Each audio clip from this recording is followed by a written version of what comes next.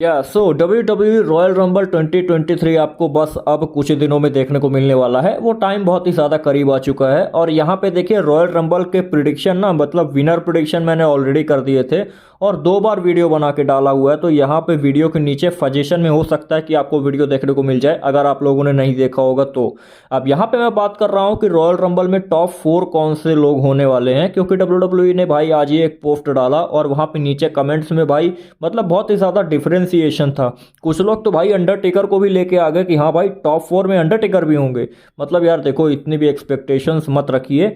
यहाँ पे मैं अपने चार जो सुपरस्टार्स जो रॉयल रंबल में लास्ट में बचने वाले हैं उनके बारे में बात करने वाला हूँ। और यहाँ पे आप अपने भी सुपरस्टार को कमेंट कर सकते हो, वहाँ पे नीचे लिख सकते हो अगर आप मेरी कोई भी सुपरस्टार्स के सिलेक्शन से एग्री नहीं करते हो तो। अब चलिए शुरू करते हैं वीडियो को बिना किसी इंट्रोडक्शन के। और यहाँ पे भाई 943 में चल रहा हूँ मैं। थोड़ा बहुत सब्सक्राइब ठोक देना, अगर थोड़ा सा भी हमदर्दी होगी तो 1000 करवा दो यार। मतलब फरवरी में मेरे चैनल को 1 साल हो जाएंगे लेकिन अभी तक मैं 900 में ही अटका हुआ हूँ। आई अंडरस्टैंड कि वीडियो की क्वालिटी उतनी अच्छी नहीं है, लेकिन थोड़ा सा मेरी मजबूरी समझिए। मेरी जो जॉब है ना उसके कारण से मेरा चैनल अफेक्टेड हो रहा है। अब चलिए मैं उसके बारे में ज़्यादा बात नहीं करता हूँ। यहाँ पे मैं सुपरस्टार से सिलेक्ट करता हूँ। देखिए जो लिस्ट में चौथे नंबर में मैंने सुपरस्टार को रखा है ना, इनका नाम है ब्रे वायट। और ब्रे वायट का होना ज़रूरी भी है। और देखो ब्रे वायट के को अभी इतनी ज़्यादा मेजर बुकिंग्स नहीं मिली है। अब जब दी अंडरटेकर ने उनको टॉर्च पास कर दी, टॉर्च पास करने का मतलब है बहुत सारे लोग बोलते थे कि पहले दी लॉर्ड ऑफ डार्कनेस अंडरटेकर थे भाई, मतलब अंधेरे का राजा। और यहाँ पे अब उन्होंने ब्रे वायट को बना दिया है, क्योंकि उनका ऐसा कहना था कि भाई जो सेगमेंट हुआ ना ब्रे वायट और अंडरटेकर का, तो वहाँ पे अंडरटेकर ने कान में कुछ ब्रे वायट के कहा। तो वहां से मैं ऐसा प्रोडिक्शन बोलता हूं कि इनको बुकिंग्स बहुत ही अच्छी मिलने वाली है। अब देखो अंडरटेकर अगर नहीं भी रहते ना, फिर भी ब्रे वायट को जिस तरीके से रिटर्न में हाइप मिली हुई थी ना, तो उनको बुकिंग्स बहुत ही अच्छी मिलती है। इसमें कोई डाउट करने वाली बात ही नहीं है कि भाई मतलब ब्रे वायट की बुकिंग अच्छी होगी या नहीं होगी, टॉप नॉच होगी बुकिंग। और यहाँ पे मैं टॉप 4 में ब्रे वायट को रखता हूँ। अब इमेजिन करो कि बाकी 3 सुपरस्टार्स के साथ अगर आपको ब्रे वायट लास्ट में देखने को मिलते हैं तो 2023 का रॉयल रंबल कितना ज्यादा इमेजिनरी और अनबिलीवेबल हो जाएगा। तो यहाँ पे हाँ मतलब देखो रॉयल रंबल में अगर ब्रे वायट लास्ट 4 में रहते हैं तो बहुत ही ज़्यादा बेहतरीन होगा। अभी देखो इस लिस्ट में तीसरे नंबर में जो मैंने सुपरस्टार को रखा है इनका नाम है कोडी रोड्स, अगर ये रिटर्न कर रहे हैं तो। अब देखो यहाँ पे मैं तीसरे नंबर में ना 2 सुपरस्टार को रखता हूँ। पहला तो है कोडी रोड्स, तो कोडी रोड्स की बात हम थोड़ा सा बाद में करेंगे। अब यहाँ पे जो रेगुलर सुपरस्टार में जो तीसरे नंबर में सुपरस्टार रहने वाले हैं, इनको मैं मानता हूँ भाई सेथ रॉलिंस को जरूर रहना चाहिए। आज की डेट में भाई सेथ रॉलिंस के पास जिस तरीके से हाइप है ना, मैच हारने के बाद भी जिस तरीके से उनको सपोर्ट मिलता है, लोग जिस तरीके से उनको सपोर्ट करते हैं, तो वो भाई गजब का है। और ऐसा सपोर्ट मैंने आज तक नहीं देखा। मतलब जिस तरीके से सेथ रॉलिंस को सपोर्ट मिलता है मैंने ऐसा सपोर्ट नहीं देखा। रोमन रेंस के सपोर्टर्स हैं, एक बात याद रखना, रोमन रेंस के सपोर्टर्स हैं, रोमन रेंस के फैंस हैं, लेकिन कभी सेथ रॉलिंस के फैंस को देखना, वहाँ पे जो सेथ रॉलिंस का फैन होगा ना उसको ये फर्क नहीं पड़ता कि सुपरस्टार मेरा जीत रहा है या हार रहा है, वो कैरिश्मा और इम्पैक्ट पे ज़्यादा ध्यान देता है। और वो सेथ रॉलिंस ने इतना बेहतरीन तरीके से क्रिएट किया हुआ है, तो यहाँ पे सेथ रॉलिंस रहेंगे। और कोडी रोड्स का तो मैंने नाम ले ही लिया, लेकिन उनका सीन है अगर वो वापस आते हैं तो ठीक है, अगर नहीं आते हैं तो ठीक है। अब यहाँ पे टॉप 4 में एक और सुपरस्टार को अगर सिलेक्ट करना चाहूँ ना, तो वो मेरे को लगता है कि रेटेड आर सुपरस्टार एज को होना चाहिए। अब देखो एज का होना बहुत ही ज़्यादा ज़रूरी भी है, और यहाँ पे एज का होना इसलिए ज़्यादा ज़रूरी है क्योंकि 2023 में ये रेफलिंग को रिटायर करने वाले हैं। अरे आई एम सॉरी, मतलब रेफलिंग से अपना रिटायरमेंट लेने वाले हैं। देखो मीम मत बना देना, अरे मीम कोई बनाएगा भी नहीं, देखता ही कौन है।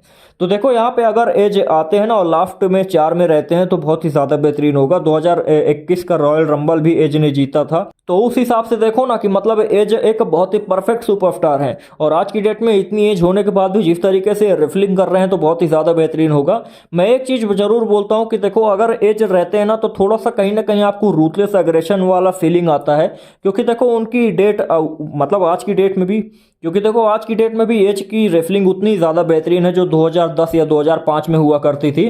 तो उस रीजन से मैंने एज को रखा है, मतलब कैरिश्मा भी अपने टॉप में होगा और रेफलिंग भी अपने टॉप में होगी, तो इस हिसाब से मैंने एज को रखा है। अब यहाँ पे टॉप 4 में जो फर्स्ट स्पॉट में मैंने 2 सुपरस्टार को रखा है, और ये दोनों ही सुपरस्टार समोन फैमिली से बिलोंग करते हैं। देखो सबसे पहला है तो द रॉक। अब देखो द रॉक को मैंने इसलिए यहाँ पे डाउट में रखा है, रॉक के साथ मैंने एक और सुपरस्टार को रखा है, इनका नाम है रोमन रेंस। अब देखो रॉक को मैंने इसलिए यहाँ पे रखा है कि अगर अगर रॉक का रिटर्न होता है तो मेरे को ऐसा लगता है कि वो सबसे लास्ट में ही रिटर्न करेंगे। मेरे को ऐसा नहीं लगता कि वो मतलब WWE इतना ज़्यादा चांस लेना चाहेगी कि इतने साल के बाद अगर ये रेसलिंग में वापस आ रहे हैं तो डायरेक्ट रॉयल रंबल में इनको घुसेड़ के 30 से 40 मिनट लड़वा दें।